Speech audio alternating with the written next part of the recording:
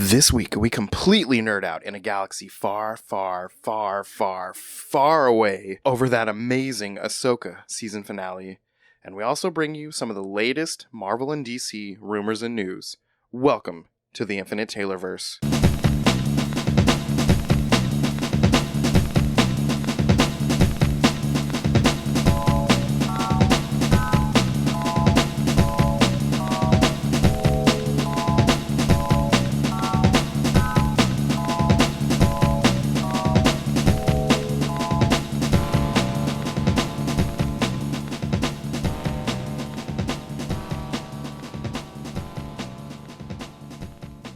Warning. Red alert.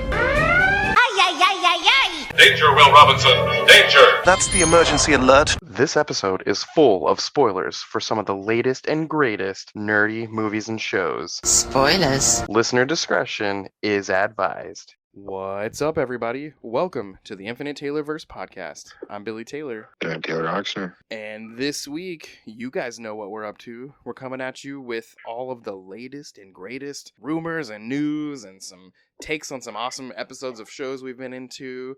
But before we get into that, Taylor, what have you been nerding out about this week, man? This week I've been nerding out again about my Spotify. I've been making a lot of different playlists. You should get on there, check them out. Besides nerd stuff, it's like my biggest passion. So yeah, it's just Taylor Oxner, period. Nice. Yeah, I got on there recently when you brought it up and checked it out. And there's a lot of good stuff on there. Mm-hmm.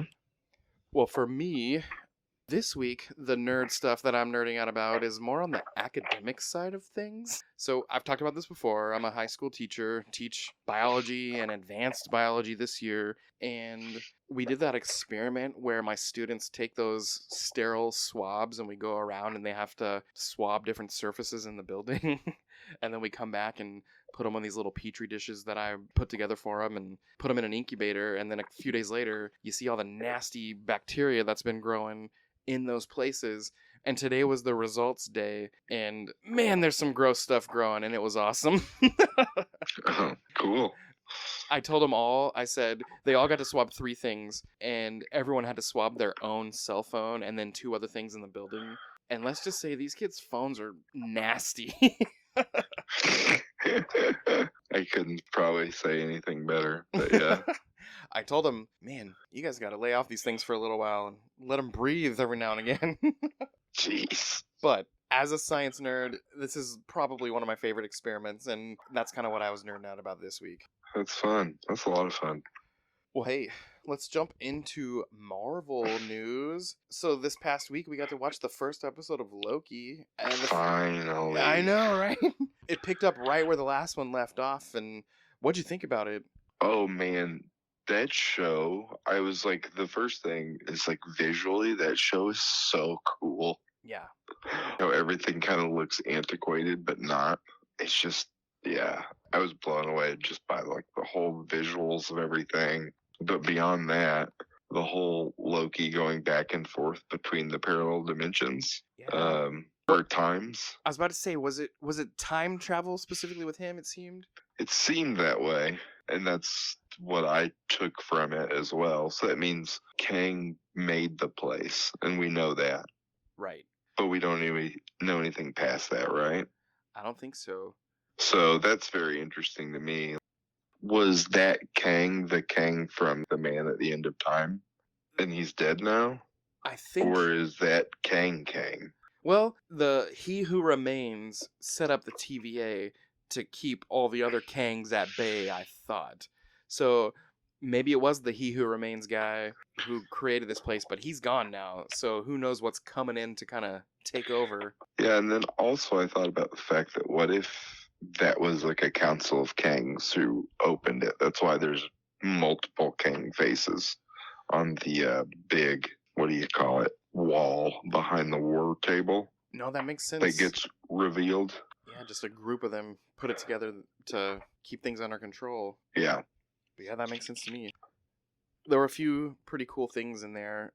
One thing that I thought was super cool was Ki-Hee Kwan's character, and I love time travel stuff, so the way they showed, Loki in the past and Mobius in the present, and he kept saying stuff that was instantly affecting the present or the future from where he was, and that was just cracking me up the whole time. But just in general, Ki Kwan made that character pretty hilarious. I was loving it.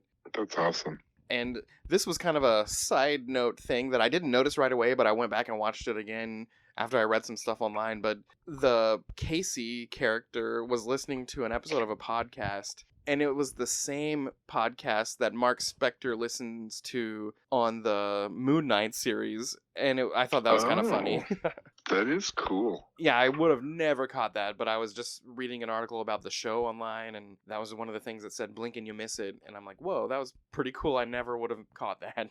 Yeah, no, I never would have. But yeah, the show, it's really good. It had an after credit scene. Those TV shows normally don't, but I was talking to my kids and playing around with them in the floor, and we just didn't push stop. And when I got to the end of the credits, it's like, oh, there's a little bit more. And it, showed Sylvie going to a McDonald's. And she just wants to... I thought that was pretty good product placement. Oh, I thought so too. I remember, was it a few months back when they were giving away the sauce or whatever at McDonald's from the show? Yeah. I never went and got one. That's funny. I did go get a Szechuan sauce, though, when Rick and Morty had Szechuan sauce. Oh, okay. I still have it. It's in my nerd room. That's kind of weird. Oh, that's funny. But yeah, Loki was awesome. I can't wait for more.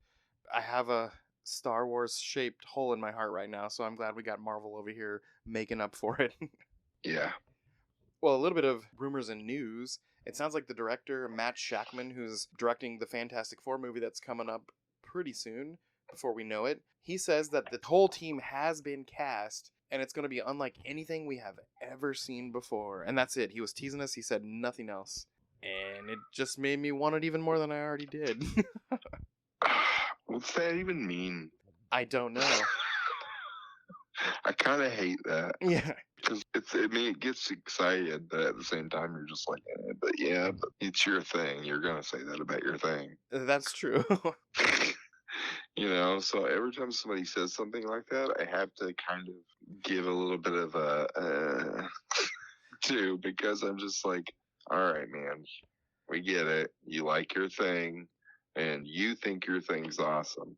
So we'll see. They're all going to be members of The Office.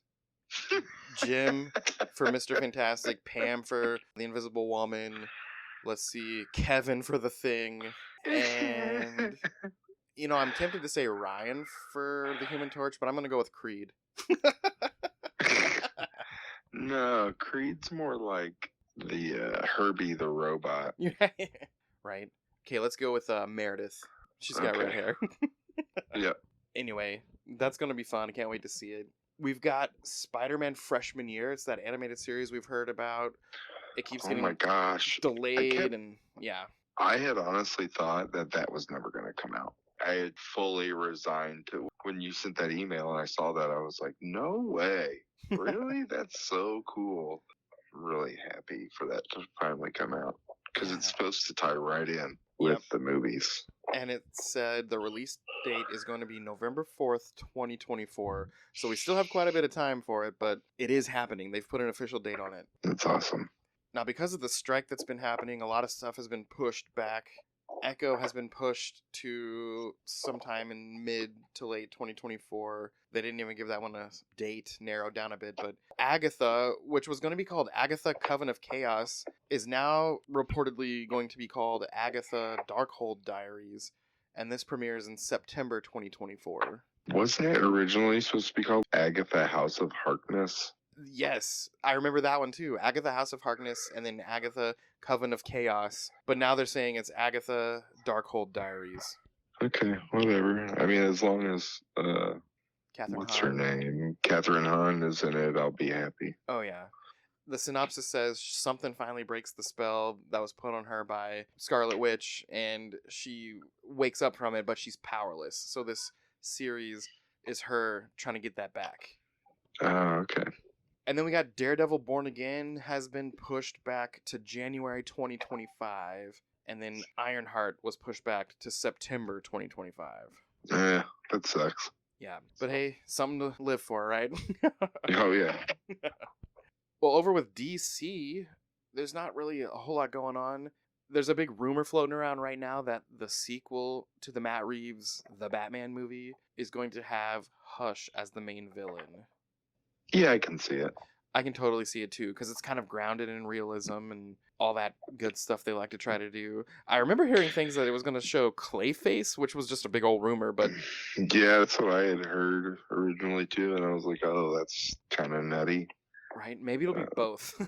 That would be great. Yeah, I honestly really liked the first one. I haven't watched it in a while. I might have to watch it again soon, but I'm kind of looking forward to seeing that. And the Hush storyline's always really good, and it's one of those stories you just makes you uneasy, and you cannot wait for it to be resolved. Yeah, for sure. But yeah, that'll be a good one. Side note, my family, with our older kids, so me and Emily and the older kids, very recently watched the Dark Knight trilogy. I haven't watched that in years. And man, I forgot how stinking awesome that whole trilogy is. It was so good. Yeah, and I think last time I rewatched it, I wound up liking the third one the most. Yeah, people give the third one a lot of crap, and I really like it. Yeah, I do too. I think people just, that Heath Ledger one was just such like a thing. I think people don't like to, Yeah, they feel like it's hard to top, and I get that completely, but that doesn't make the third one bad. Yeah, I mean there's certainly arguments for it being bad, but I enjoy myself when I watch it, I guess. Yep, same here.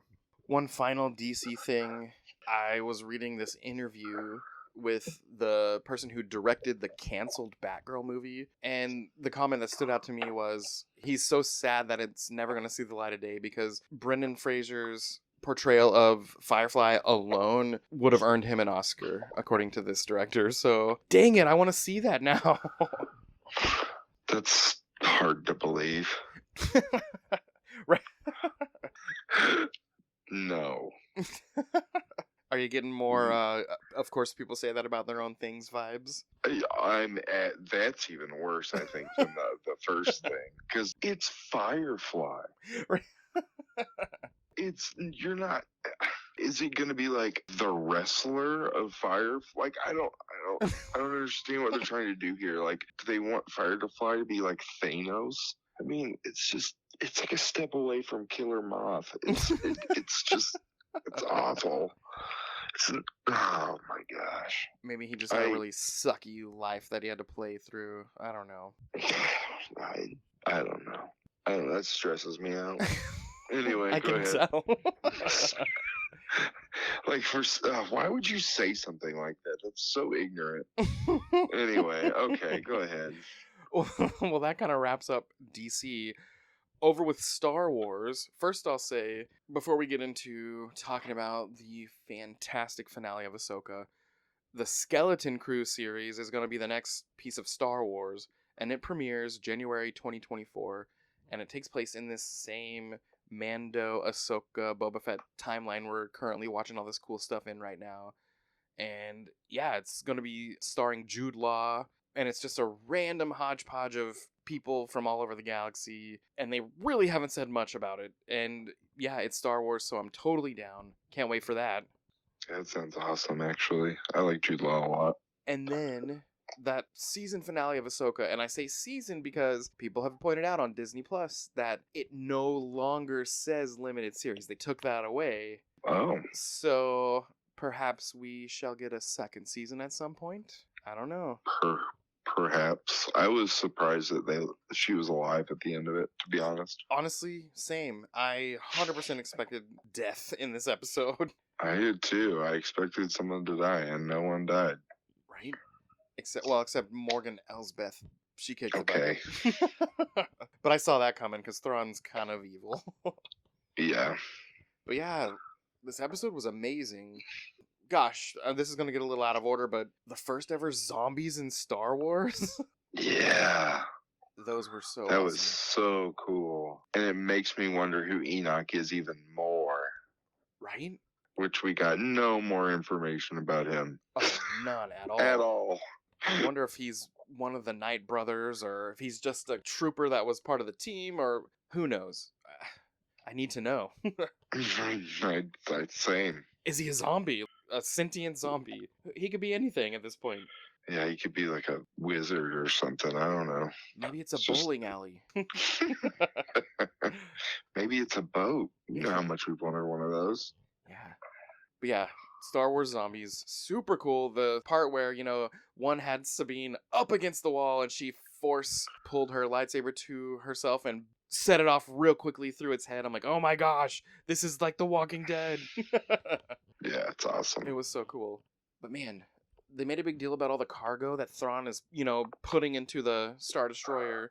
I'm wondering what the heck that cargo is. Is it dead stormtrooper corpses and he's going to have an army of the undead when he gets back? Is it Night Sisters that have not been awakened? Is he going to have a witch army? I mean, is it stuff? Who knows? Yeah. It makes me think that it's not people. Yeah. I think it's stuff. I wonder if it's that gold stuff. Oh, maybe the stuff that's on Enoch's outfit. And the Star Destroyer And and everything. Yeah, maybe it is. Maybe it's like a device that maybe that's the thing that makes them become the undead alive. Yeah, maybe it's something that helps the Night Sisters' magic manifest and he just needed a bunch of it. I don't know. Yeah, I'm not sure. Let's see. Towards the end, when they were having all those fights and Ezra and Sabine had to make that huge jump, but they were not going to make it. But Ezra jumps and Sabine force pushes him the rest of the way, and that was pretty cool. First of all, to see her kind of come into it a little bit. It wasn't perfect, but now that we know she can do it and it's kind of unlocked in her, I'm excited to see where they go with that. Yeah, it'll be cool. And then you think she's going to go too, but she stays behind to help her master, to help Ahsoka. And that battle with Morgan was awesome. And obviously Ahsoka wins. And there's a lot of stuff going on here with some deep Star Wars lore. They had that Blade of Tanzin, they called it. Oh, and then we had Balin going off on whatever his quest is. But they show that image of the statues carved into the mountainside, which is like a callback to the Clone Wars when they showed the father and the son and the daughter. There's a whole story arc about those characters and they're ancient beings who were early on in the Force. And I don't know, maybe he's looking for the source of all that and he's going to take over the position. And he talked about the whole cycle of the light and the dark battling back and forth. But maybe he wants to put a stop to all that or control it, or who knows. There's so much lore that we could get into, but that would be like a whole nother hour-long episode. Yeah, for sure. I looked something up because I was like, I don't know who those statues are. I looked them up. I was like, oh, weird. He's trying to do something crazy. Yep. And then we see Shin, go off with those native wild people. I don't know what they were called. I don't think they were said, but we saw that happen. And then we saw towards the very end, we realized that everyone's gone. And Huyang, Ahsoka, and Sabine are left stranded on the planet that Ezra's been stranded on for nearly a decade. And I have a feeling that's not going to last forever. But in the meantime, I'll bet you they use that time for Sabine to train in the Force with Ahsoka. So that, next time we see them, some time's gone by and she's pretty bad to the bone with Force powers. Yeah. The last two things that were cool were we saw that shot, we heard the bird noises, and they zoom out, and there it is. There's Morai, the conifer bird, which was kind of, Ahsoka's spirit guide, connection to the world between worlds. So we got to see the bird finally. And then it ended with Anakin's Force ghost looking over her proudly, which that said two things to me. Ahsoka's finally moved on. She's finally over it. She doesn't feel like, oh, this could be me anymore. She's moved on. Same with Sabine. Ezra is safe. Sabine can now move on too. And then you got Anakin's Force ghost. Looking good like pre-Vader Anakin.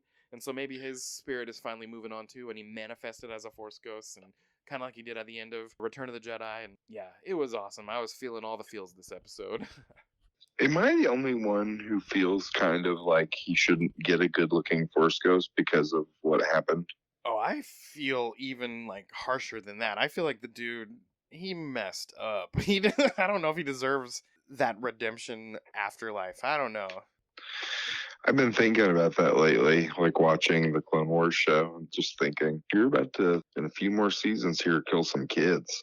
Yeah. I just don't, yeah. And then the whole sand people thing too. And Yep. I just, on top of that, just being Darth Vader in general, Right. It's interesting. I don't know how I feel about that. Maybe the fact that we're seeing him as a Force ghost on the light side of the Force, and whether we like it or not, means truly in his heart of hearts, he's, what's the word I'm looking for, redeemed himself. He's overcome it, got the forgiveness, and truly means it. I don't know.